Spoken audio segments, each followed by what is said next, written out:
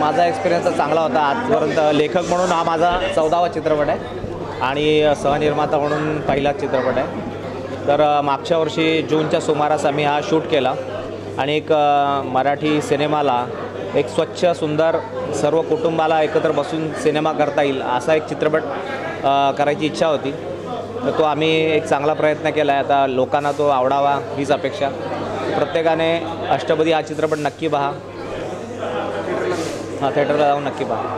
प्रेक्षकांना एक आव्हान करा फक्त। मी सर्व प्रेक्षकांना आवाहन करतो की 30 मे म्हणजे उद्यापासून हा चित्रपट महाराष्ट्रात सर्व महाराष्ट्रात रिलीज होतो आहे। तुमच्या शहरात जवळच्या सिनेमागृहात जाऊन या सिनेमाचा आनंद नक्की घ्या आणि तुमच्या प्रतिक्रिया आम्हाला कळवा।